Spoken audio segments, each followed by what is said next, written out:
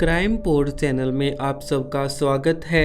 राजस्थान में सूरत की रहने वाली मॉडल तानिया सिंह ने 19 फरवरी की रात वेसु अपार्टमेंट यानी कि अपने घर में कमरे में फांसी लगाकर अपनी जीवन लीला को समाप्त कर लिया। जब मॉडल तानिया के फ़ोन की तलाशी ली गई तो पुलिस को आईपीएल क्रिकेटर अभिषेक शर्मा के नंबर और उसके व्हाट्सएप चैट मिली। इतना ही नहीं, पुलिस को अभिषेक शर्मा क्रिकेटर और तानिया की कई आपत्तिजनक फोटोज भी मिली हैं। सूत्रों के हवाले से यह भी पता चला है कि तानिया ने आत्महत्या करने से पहले कई बार क्रिकेटर को ये भी कहा कि वह उससे बात कर ले, नहीं तो वह सुसाइड कर लेगी। चैट्स में तानिया ने ये भी लिखा है कि वह उसे ब्लॉक ना करे व्हाट्सएप पर। पूरा माजरा आपको विस्तार से बताते हैं। राजस्थान की रहने वाली तानिया सिंह ने 2015 से अपना करियर स्टार्ट किया मॉडलिंग की दुनिया का। 2015 से 2019 तक उसने कई पार्टियों में और इवेंट में मैनेजमेंट का भी काम किया है। तानिया को फैशन डिज़ाइनिंग, मॉडलिंग और क्लब में डीजे का शौक भी था। वह अक्सर कई बार सेलिब्रिटी की पार्टियों में भी अक्सर नज़र आया करती थी। तानिया के पिता सूरत में एक फैक्ट्री में मैनेजर के पद पर कार्य संभाल रहे थे। तानिया का एक भाई है जो कनाडा में रहता है। बड़ी बहन की 2018 में शादी कर दी गई थी। वर्ष 2020 में तानिया की दोस्ती होती है आईपीएल क्रिकेटर अभिषेक शर्मा से। आपको बता दें, आईपीएल क्रिकेटर अभिषेक शर्मा एक उभरते हुए सितारे हैं जो हैदराबाद सनराइज की तरफ से खेल रहे हैं।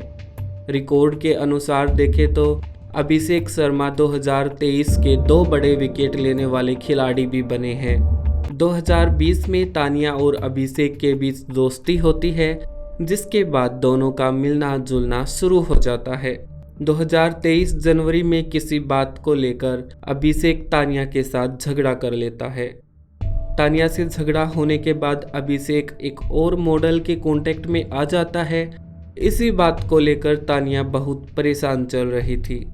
उसने अभिषेक से कई बार बात करने की कोशिश भी की, मगर अभिषेक ने उसे ब्लॉक कर दिया।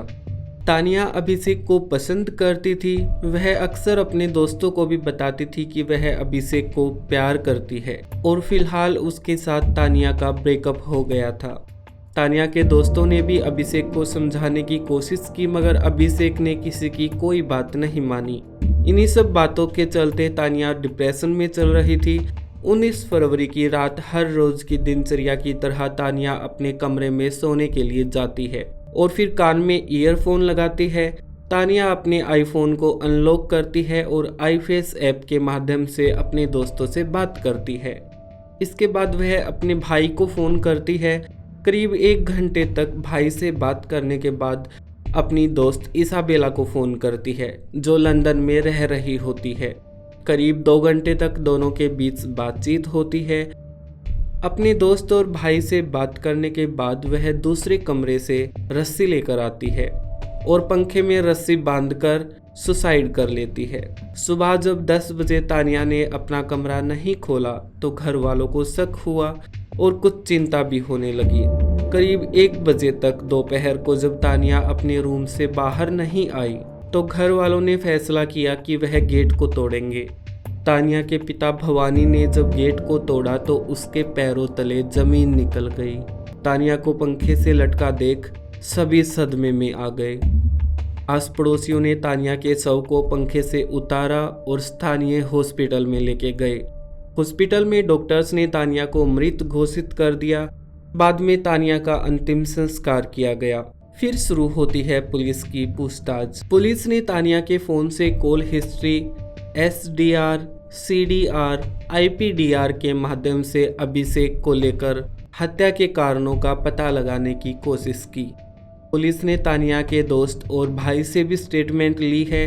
तानिया के दोस्त ने बताया कि वह अभिषेक को लेकर काफ़ी टाइम से परेशान चल रही थी क्योंकि अभिषेक ने उसे छोड़ दिया था। तानिया के कमरे से सुसाइड नोट मिला है या नहीं, हम इस बात की पुष्टि नहीं कर सकते हैं। व्हाट्सएप पर और कॉल्स में आखिरी कोशिश तानिया की ये थी कि वह अभिषेक से एक बार बात कर ले, लेकिन अभिषेक से उसकी कोई बात नहीं हो पाई। तानिया ने अभिषेक को व्हाट्सएप पर मैसेज भी किए थे। मैसेज ये किए कि प्लीज़ अभिषेक मुझे व्हाट्सएप पर ब्लॉक मत करो। मैसेज तो और भी किए थे पर पुलिस ने मैसेज अभी पब्लिक नहीं किए हैं।